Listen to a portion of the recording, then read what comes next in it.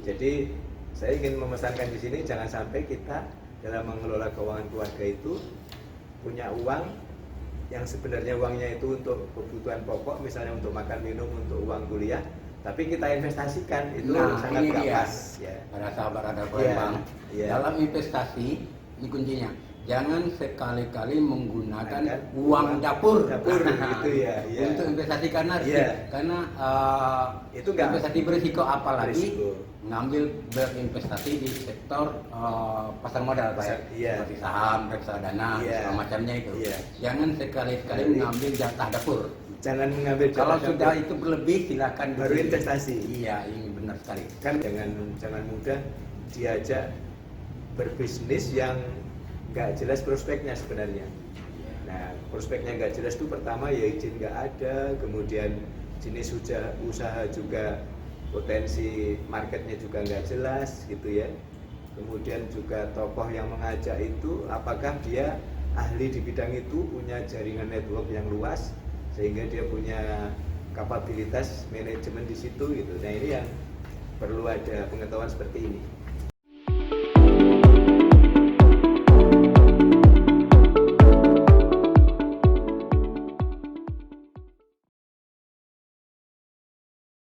Oke, sahabat Radar Palembang Sosial, kali ini kita akan berbincang-bincang dengan Kepala OJK Otoritas Jasa Keuangan Regional 7 Sumbaksel, Bapak Untung Nugroho. Selamat siang Pak Untung. Selamat siang. Oke Bapak, mungkin saat ini kita mau membahas tentang seputar investasi dan pinjaman legal. Nah sebelumnya Pak, sebelum kita masuk ke materi utama, saya ingin meminta beberapa kata kunci dulu dari Bapak. 1, 3 kata aja tentang investasi, ayo apa? Sebenarnya 2 itu ya, legal dan logis. Satu harus logis. Legal, logis. Iya. Kemudian 2 kata aja tentang pinjaman online. Soalnya dari keyword ini kita akan berkembang nanti sesuai dengan apanya nanti. Di situ saya akan mengelaborasinya bagaimana seharusnya masyarakat nanti menghadapi hal pinjaman online itu. Kata kuncinya itu antara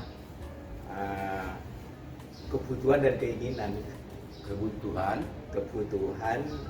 dan keinginan.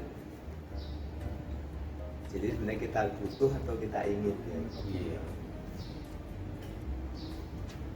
Kadang-kadang orang kan tidak butuh ya, tapi dia punya tapi dia punya keinginan yang besar atas ketidakbutuhannya itu. Iya. Oke, Pak Untung. Kita langsung. Mohon maaf Pak, tadi yang nyebutnya dari Radar Pak siapa? Nah, saya Yurdi Pak. Pak Yurdi. Iya. Pak Yurdi, mohon maaf ya. Yurdi Asri. Pak Yurdi. Iya. Pak Yurdi, terima kasih Pak Yurdi ya. Oke. Iya. Kita mulai dulu dari yang diberikan aja Pak tentang investasi itu dulu.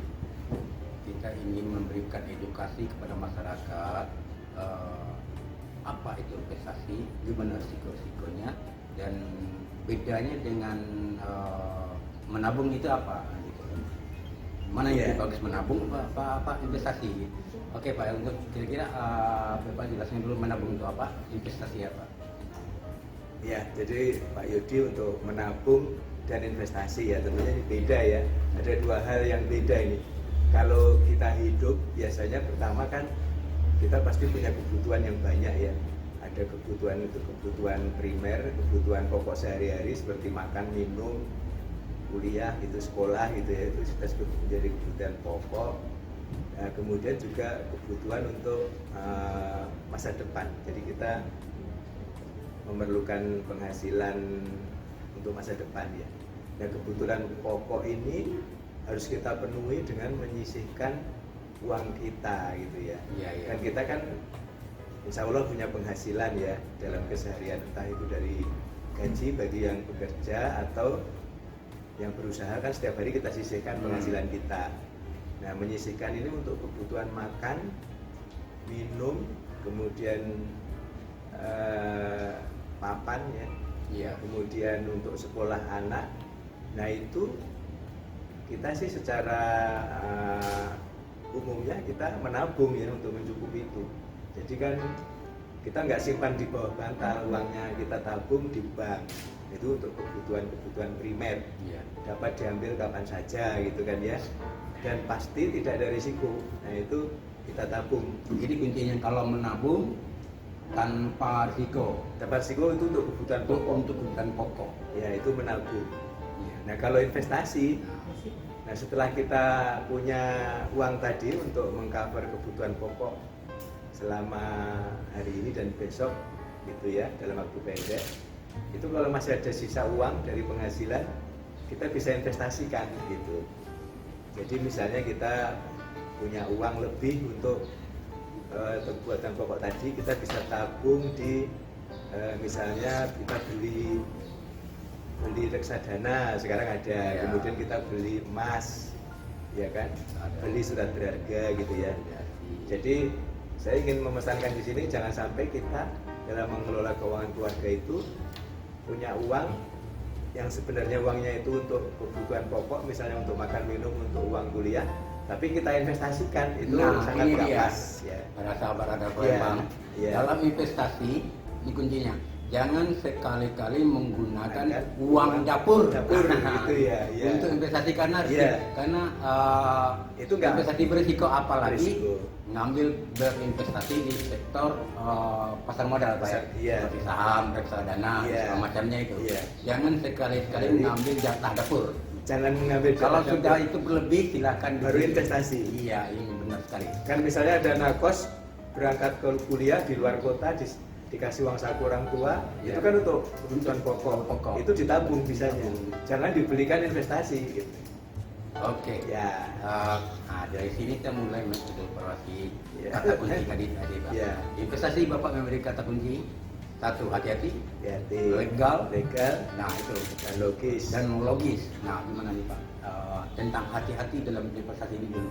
Nah, kalau kita mempunyai uang lebih dari untuk mengcover kebutuhan pokok, kita kan akan investasi. Nah, investasinya apa? Nah, ini kita harus memilih ya. Pertama biasanya kalau kita punya uang lebih kan beli emas gitu ya. Ya. Beli emas, beli cincin, beli kalung gitu ya. Tapi Beli kalau gelang. menurut saya itu termasuk menabung loh, membeli emas, bukan emas investasi. menabung juga bisa ya. Iya. Investasi itu yang paling aman, beli Iya. emas itu. Kemudian berikutnya adalah kita akan membeli produk investasi yang formal. Kalau yang formal kan biasanya deposito, ada Iya. di bank formal. Kemudian kita datang ke ini di pasar modal ada namanya reksadana, Iya. itu juga formal. Kemudian ada juga yang lain. Nah, namun tiba-tiba ini masyarakat kita biasanya ditawarin macam-macam ya Pak. Nah, jadi ada yang nawarin melalui internet investasi yang bisa menghasilkan hasil 10% sebulan misalnya. Nah, padahal sekarang kita tahu kalau 10% itu produk reksadana itu setahun biasanya. Jadi ini dianjurkan sebulan, Sebulan 10%. artinya tidak masuk akal. Tidak masuk akal. Masyarakat abaikan saja. Tidak Nah. ada janji-janji seperti itu, gitu Pak. Jadi ini salah satu ciri-ciri investasi yang ilegal tuh menjanjikan yang penghasilan yang tidak masuk akal, Ya. yang di luar kewajaran. Nah, selain itu juga misalnya menjanjikan bonus, gitu ya. Misalnya membeli sesuatu produk di internet mendapatkan bonusnya tidak masuk akal, misalnya dapat mobil, dapat sepeda motor, dapat emas berapa gram gitu, itu juga kita harus hati-hati. Ya. Kemudian dari sisi iklan mungkin dia menonjolkan tokoh-tokoh tertentu, misalnya tokoh agama gitu ya. Kita ditawarin tabungan emas atau tabungan dari ustadz tertentu ya, mohon maaf ya, atau pendeta tertentu atau tokoh-tokoh yang menggunakan agama. Kemudian juga bisa juga tokoh politik ya, atau juga mungkin pimpinan kita ya, bisa menampilkan foto gubernur, presiden ya, itu kita sekarang kan dengan mudah dapat foto. Tapi ini menarik nih Pak, Ya. tentang menggunakan tokoh agama ini sebagai mereka yang punya produk itu pasti ingin kalau beriklan itu pasti ada bintangnya gitu Pak. Berarti ada influencernya. Oh, itu ya. Nah, dari sini soal investasi juga menggunakan tokoh agama, mungkinkah ini merupakan untuk mereka menganggap dengan menggunakan tokoh agama kepercayaan terhadap produknya masyarakat akan ada gitu. Iya betul. Itu mungkin Itu yang dari influencer ya istilahnya, yang kita harus waspadai, karena untuk meyakinkan masyarakat itu dia dengan berbagai cara dia masuk itu tadi, supaya masyarakat yakin kan bahwa itu benar, janjinya itu aman. Jadi artinya kalau udah di-endorse tokoh agama kan aman gitu ya. Kemudian tanpa risiko karena semuanya dikaitkan dengan Tuhan ya. Iya. Kalau dikaitkan dengan Tuhan kan ada dosa, sehingga bagi masyarakat tertentu nanti yakin udah di-endorse oleh orang yang itu. Nanti kalau seperti itu kan berdosa gitu ya. Benar. Kemudian satu lagi, kalau kita tanya legalitasnya tidak jelas gitu. Penawaran-penawaran itu yang terjadi selama ini kan legalitasnya tidak jelas. Walaupun orangnya jelas tapi legalitasnya tidak jelas. Misalnya dia menawarkan produk yang di Palembang kan ada ya kemarin ternak lele atau DHD atau mungkin dia atau kemarin ada yang jualan produk fashion gitu ya. Ya seperti itu, nanti akhirnya kan menjadi masalah. Oke Pak, tentang ini soal legalitas ini penting. Banyak masyarakat kita itu yang tidak mengerti dan tidak tahu bagaimana cara ngeceknya apakah perusahaan ini legal atau tidak, kemana mereka akan melakukan pengecekan dan segala macamnya. Bapak untuk kalau berikan sedikit bagaimana untuk memperhatikan agar masyarakat lebih memberikan legalitas dan kemana mereka untuk melakukan pengecekan itu sendiri. Ya ini memang kendalanya di sini ya, karena kan masyarakat kita tuh bebas untuk berinovasi ya, untuk membuat jenis-jenis usaha kemudian ditawarkan sebagai produk investasi ke masyarakat melalui jaringan internet, WhatsApp dan sebagainya. Nah masalahnya itu kalau kita ditawarin produk seperti misalnya kemarin ditawarin produk ternak lele gitu ya. Nah itu kalau ditanya ngeceknya di mana gitu. Nah masyarakat tentunya harus punya sifat kritis ya. Kalau ternak lele mestinya izinnya dari mana gitu kan. Tentunya nggak nanyanya ke OJK. Karena kalau nanya ke OJK izin ternak lele pasti nggak ada kan gitu. Ya cuma di sana mungkin ada instansi yang terkait dengan perikanan gitu ya, atau instansi yang terkait dengan perizinan daerah gitu. Nah ini juga harus dikritisi. Kemudian kalau misalnya orang jualan mukena kemudian ditawarin ikut investasi ya, tentunya izinnya ini terkadang nggak ada gitu ya. Jadi ini terkait dengan kekritisan dari masyarakat kita. Jangan mudah diajak berbisnis yang nggak jelas prospeknya sebenarnya. Nah prospeknya nggak jelas itu pertama ya izin nggak ada, kemudian jenis usaha juga potensi marketnya juga nggak jelas gitu ya. Kemudian juga tokoh yang mengajak itu apakah dia ahli di bidang itu, punya jaringan network yang luas sehingga dia punya kapabilitas manajemen di situ gitu. Nah ini yang perlu ada pengetahuan seperti ini masyarakat kita ya. Artinya literasi tentang investasi ke masyarakat. Iya, bagaimana gitu. seharusnya menghadapi apalagi zaman sekarang Iya. macam-macam janji-janji dalam investasi itu. Iya. Yang kadang-kadang ya itu tadi Pak, kembali kepada logisnya itu, Logis. investasinya itu. Logis. Nah ini iya. Kalau tidak logis ya kita abaikan aja. Kata kunci itu investasi legal dan logis. Nah itu kalau kita berpikir. Oke Pak. Barangkali tentang modus investasi ilegal ini Pak, sangat banyak Pak. Jadi kita Banyak. angkanya secara nasional juga sangat menakjubkan. Bapak berikan sedikit Pak tentang elaborasi sedikit tentang modus investasi ilegal di Indonesia, mungkin yang berkaitan dengan jasa keuangan aja. Betul. Nah sekarang kalau investasi khusus yang terkait yang menawarkan produk-produk keuangan ya. Nah, kalau masyarakat ditawarin, nah ini harus hati-hati. Jadi investasi keuangan yang pasti aja itu datanglah ke bank gitu ya. Kemudian kalau bank merasa nggak cukup, datanglah ke pasar modal. Di situ ada produk-produk pasar modal. Tapi kalau masih belum puas juga mau investasi di produk keuangan. Sekarang kan ada juga yang produk yang diatur oleh Bapepti, Iya. seperti perdagangan berjangka itu ya, itu juga diatur oleh Bapepti. Nah sekarang kok masih ada yang tertipu. Nah karena di bidang-bidang yang diatur OJK, diatur oleh Bapepti, itu juga masih ada yang ilegal. Iya. Jadi menyerupai produk-produk yang disetujui oleh OJK atau Bapepti, tapi sebenarnya belum ada izinnya dari OJK maupun Bapepti. Meskipun mereka punya brand usaha kan. Meskipun dia gitu loh. meskipun dia menjual produk mirip-mirip yang diberikan izin oleh OJK.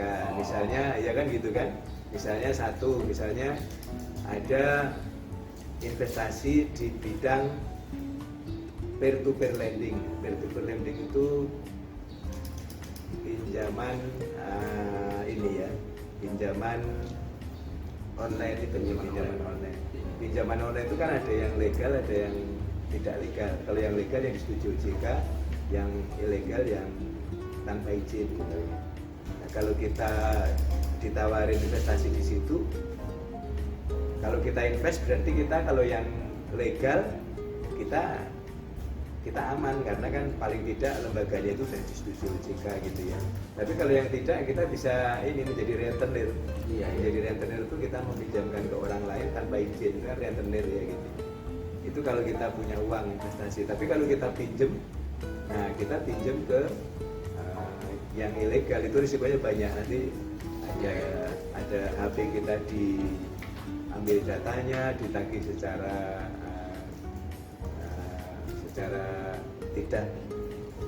tidak manusiawi dan sebagainya. Kadang menyebabkan itu konsumsi pribadi seperti publik. Ini sifatnya privat gitu. Iya. Ada ancaman-ancaman juga. Iya. Tapi juga kadang-kadang kita investasi di internet yang ternyata tertipu ya, yang kemudian kita bisa, selama ini sih kita menyebutnya seperti misalnya di ini ya, kita kan sering mendengar skema Ponzi, skema piramida itu ya. Iya. Jadi di internet itu banyak sekali penawaran seperti arisan berantai. Jadi arisan berantai itu masyarakat kita ditawarin untuk ikut setor uang gitu, menjadi anggota. Kemudian kalau setor uang sekian juta, dia nanti setiap bulan akan terima uang sekian gitu. Nah itu ternyata uang yang dia terima per bulan itu diambilkan dari peserta lainnya gitu. Jadi dia Ponzi. Jadi Ponzi itu peserta yang terdahulu dibayari oleh peserta yang datang kemudian gitu. Jadi berantai. Janjinya sangat besar gitu. Janjinya sangat besar, kayak arisan. Iya. Kalau kita arisan kan setor 1 juta, tapi nanti setiap bulan kita dapat 200.000 Iya. gitu kan. Jadi itu arisan, tapi ini berantai. Jadi 200.000 dapatnya dari mana?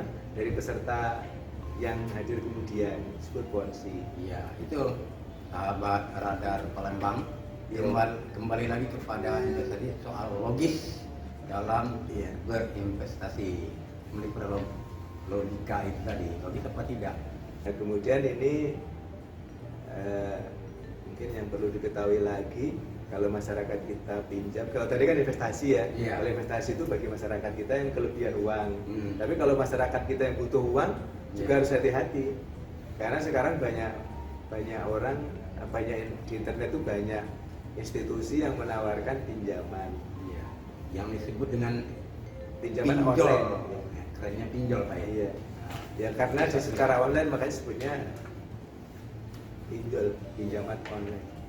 Nah, yang online tadi sudah saya sampaikan, yang online itu ada yang resmi, yang pakai izin dari OJK, tapi ada juga yang tidak resmi. Jadi kalau yang ini bedanya ya, kalau yang resmi itu terdaftar dan diawasi OJK. Kalau yang tidak resmi tidak memiliki izin. Nah ini yang resmi identitasnya jelas, alamatnya jelas di Indonesia. Kalau yang tidak resmi, nanti kalau masyarakat mengakses, ya nggak jelas alamat di mana, siapa orangnya, adanya di internet. Internet Iya. kan sangat luas. Ya. Kadang-kadang server pun bukan di dalam negeri itu, Pak. Servernya biasanya di luar negeri. Nah, Terus kalau yang tidak resmi kan, kalau pinjam tuh mudah banget. Biasanya minta KTP, difoto sama kita foto kan gitu ya sama Iya, iya. KTP, kita langsung ditransfer. Kalau yang resmi tidak semudah itu ya, pasti ada verifikasi. itu pinjaman online sekarang sudah menggunakan apa namanya BI checking juga, Pak. Harus Pinjaman online itu sekarang sih biasanya pakai di asosiasi internet itu ada database namanya APSI atau apa ya, coba itu ada di sini di bahan tayangan, cuma saya nggak. Jadi ada semacam, kalau di OJK kan ada namanya SLIK, Sistem Layanan Informasi Keuangan, itu daftar kredit macetnya OJK. Dulu namanya di BI Checking. Tapi kalau di internet itu ada di Asosiasi Fintech Indonesia, itu dia juga membuat database kredit macet untuk peer to peer lending. Namanya itu blacklist Pusdafil itu. Pusat Data Fintech Lending, Pusdafil namanya. Dan untuk pinjol yang ilegal ini mereka tidak memperhatikan ini, kan? Kalau yang ilegal dia tidak memperhatikan, dia Iya. kalau ada orang mau dikasih Asal aja. orang mau dikasih Makanya mudah. berapapun gitu. Iya, cepat cairnya. Makanya kalau sampai macet dia kejar-kejar gitu. Iya. Tapi gini, Pak, tentang pinjaman online angka nasional cukup besar, Pak ya. Gimana? Angka pinjaman online yang legal ya, Pak ya, yang sudah tersalurkan untuk membantu membangkitkan perekonomian itu ini 295,8 triliun, Pak. Jadi sampai sekarang itu akumulatif itu. Jadi sejak pinjol ini ada sekitar tahun 2016 kan sudah ada ya, pinjaman ini akumulatif masyarakat kita itu sudah menggunakan sebanyak 295 triliun, itu akumulatif. Itu melatih bukan Iya. per tahun ya? Bukan, kalau posisi ada di Indonesia. sekarang 29 triliun. Iya, 29 triliun di seluruh Indonesia. Itu gede juga itu. Gitu ya, Pak. Ya. Kalau akumulatif udah 295, tapi kan sudah ada yang lunas ya. Nah, soal ini, Pak, soal masyarakat yang korban pinjaman online ini, kemana mereka harus melapor atau mengadu yang dari para korban? Iya, ini kalau misalnya masyarakat pinjam online kemudian tidak bisa melunasi, kemudian dikejar-kejar, ya ini memang solusi pertama kalau bisa dilunasi ya, jadi supaya selesai masalah. Tapi kalau misalnya sudah dilunasi tapi masih ditagih, mungkin bunganya kurang, ya dendanya kurang, itu masyarakat kalau yang pinjol tidak resmi, ya itu lapornya ke kepolisian, karena memang itu biasanya jadi masalah hukum ya. Misalnya ada intimidasi, teror, penagihan yang di luar kewajaran gitu ya. Itu tentunya ke kepolisian atau ke Satgas Waspada Investasi. Kita ada waspada investasi.ojk.go.id. Nah, tapi kalau untuk yang pinjol ilegal, kan mungkin masyarakat kita ada yang pinjam ke pinjaman online yang disetujui OJK. Iya. Yang diizinkan OJK itu lapornya ke OJK atau ke asosiasi Fintech Pendanaan Indonesia. Itu juga dia punya pengaduan @afpi or ID, dia juga bisa. Jadi kalau yang legal, legal ada bermasalah melaksanakan usahanya di luar dari ketentuan, dari rule yang dibuat oleh OJK, silakan melapor ke OJK.